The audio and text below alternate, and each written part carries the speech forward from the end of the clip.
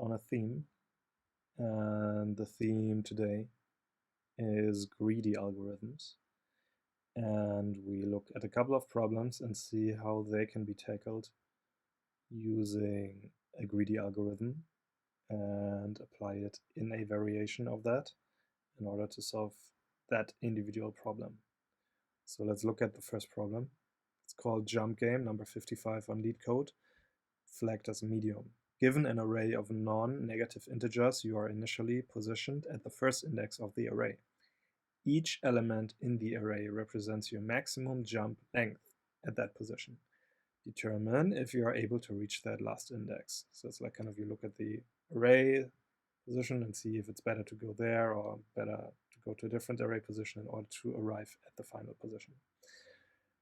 Input 23114, output true, because you can jump one step from index 0 to 1 and then 3 steps to the last index. Input 32104, false. You will always arrive at index 3 no matter what. Its maximum jump length is 0, which means you're stuck. It makes it impossible to reach the last index. Problem number 2, best time to buy and sell stock. Say you have an array prices for which the ith element is the price of a given stock on day I. Design an algorithm to find the maximum profit. You may complete as many transactions as you like. Buy one and sell one share of a stock multiple times. Note, you may not engage in multiple transactions at the same time. You must sell the stock before you buy again. Example 1. Input 715364. Output 7. Explanation: buy on day 2, price equals 1. Then sell on day 3, price equals 5. Profit is 5 minus 1, 4. Then buy on day 4, price equals 3. And sell on day 5, price 6. 6 minus 3 is 3. And then the sum of both of them is 7. Example number 2. 1, 2, 3, 4, 5 with an output 4. So you buy on day 1, sell on day 5. That's the best you can do because it's the largest difference, gives you 4. And example number 3, 76431, output 0. In this case, no transaction is done because you always lose. It's a decreasing sequence. It's a monotonously decreasing sequence. And the constraints are on the price lengths and that the prices are no higher than 10 to the power of 4. Next up is a course scheduler. There are n different online courses numbered from 1 to n. Each course has some duration, course length, t. And on the dth day, a course should be taken continuously for t days and must be finished before or on the dth day. You will start on the first day. Given n online courses represented by pairs, t for the duration and then for the closing day, your task is to find the maximum number of courses that can be taken. So input is, for example, 100, 200, 200, 1,300, 1,000, 1,250, 2,000, 3,200. Output is 3 courses. So there's 4 courses, but you can only take 3. Take the first course for 100 days, and then you take the third course, which costs 1,000 days, and third you take the second course, which costs 200 days, and will finish on the 1,300th day. The fourth course cannot be taken now because you will finish it on the 3,300th day, which exceeds the close date. Last one, an easy flagged question. Lemonade change 860. At a lemonade stand, each lemonade costs $5. Customers are standing in a queue to buy from you and order one at a time in the order specified by bills. Each customer will only buy one lemonade and pay with either a $5, $10, or $20 bill. You must provide the correct change to each customer so that the net transaction is that the customer pays $5. Note that you don't have any change in hand at first. Return true if and only if you can provide every customer with correct change. Example 1, input 5, 5, 5, 10, 20. True, because the first 3 customers we get a lot of $5 bills, 3 of them altogether. And then the 4th customer pays with a $10 bill, so we give back $5. And then the fifth customer gives a $20 bill, but you can give back that $10 bill and the $5 bill. Example number 2, 5, 5, and 10. Also true, because for the first two customers, you don't have to return anything. And for the third customer, you just return $5. And then the third one is 10, and you can't even start because you don't have a $5 bill. Example 4 is 5, 5, so that's okay so far. 10 with a chance to give back $5, so far okay. Another 10, you can give $5 back, also okay. But then that customer with $20 makes you stuck again. You can't return $15 at that point. You cannot, because you have only $10 bills and no $5 bills at that point. And believe it or not, you can use greedy algorithms for all those four problems. And at that point, let's have a deeper dive into the explanation of what is a greedy algorithm, what pertains to it. And for today, we use a publication on Brilliant, or like an online website on brilliant.org, contributed by Carly Moore, Jimin Kim, and Eli Ross, nicely explaining basically the paradigm of the greedy algorithm. At any given starting point, you will choose a path that is currently optimal and then go from there. And the paradigm, the basis of that paradigm is that if you choose the path that looks optimal at your current point, it will also be optimal in a global point of view, meaning that if you end up taking any other path that's less than optimal at your current given position, you will end up getting a worse solution than the solution that you would have gotten when you took the optimal path.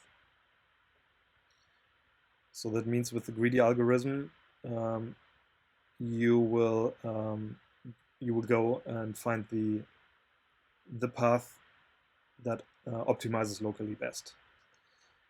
It does not mean that that is always the case, so not always you will find a optimal solution for a greedy strategy, but in a lot of scenarios, a greedy algorithm will work just fine.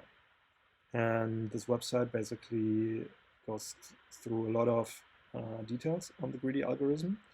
It goes through where are limitations, like in which, for example, graph scenarios, it does not make sense to use a greedy algorithm. It gives examples where you can use greedy algorithm as a good approximation for problems that are known to be hard to solve in computer science, and just like iterates through a bunch of actual real-world problems, real-world in the sense of real-world computer science, for example, Dijkstra's algorithm and Huffman coding, and comes with like a nice visualization step by step of how to actually solve those problems in a greedy fashion. That said, let's go back to Jump Game and see where we actually find a greedy approach.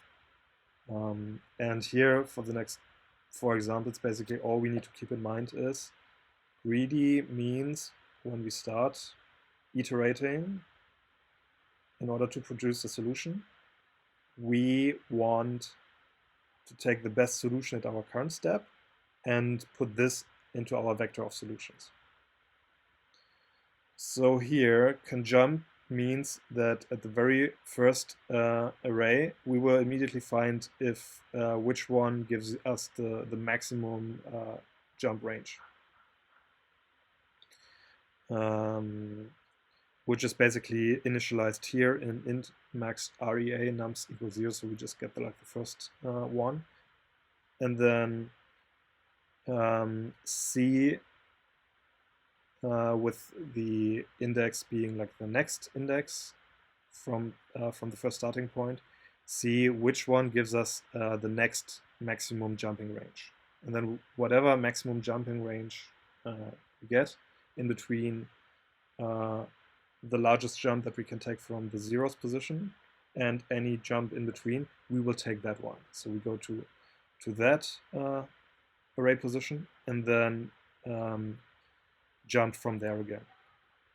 And then the underlying paradigm would be, if we were to choose any other jump, we might actually land in a position where we would have crossed over using a different jump.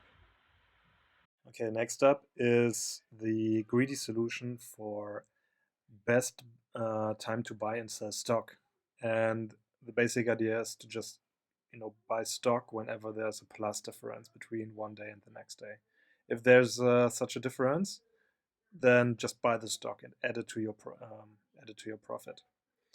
And that's basically all to it. So he's iterating from the first position all the way to the end of the array, and then whenever he sees there's an improvement, he's greedy about it and just adds it to it. Then he's adding to it, and then otherwise he will sell and then add.